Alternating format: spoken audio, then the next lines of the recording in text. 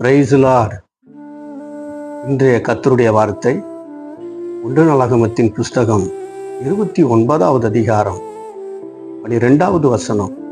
ஐசுரியமும் கனமும் மாலே வருகிறது, தேவரீர் எல்லாவற்றையும் ஆளுகிறவர், உடைய கரத்திலே சத்துவமும் வல்லமையும் உண்டு, எவரையும் மேன்மைப்படுத்தவும் பலப்படுத்தவும் உம்முடைய கரத்தினால் ஆகும்.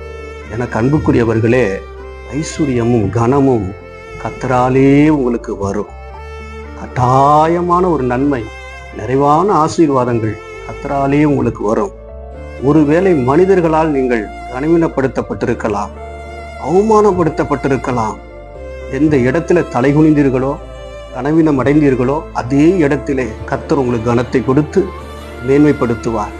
எவரையும் மேன்மைப்படுத்தவும் பலப்படுத்தவும் கர்த்தருடைய கரத்தினால் ஆகும் என்று வேதம் சொல்லுகிறது. கட்டாயமாய் உங்களுக்கு ஒரு பெரிய மேன்மையை கொடுத்து கர்த்தர் ஆசீர்வதிப்பார்.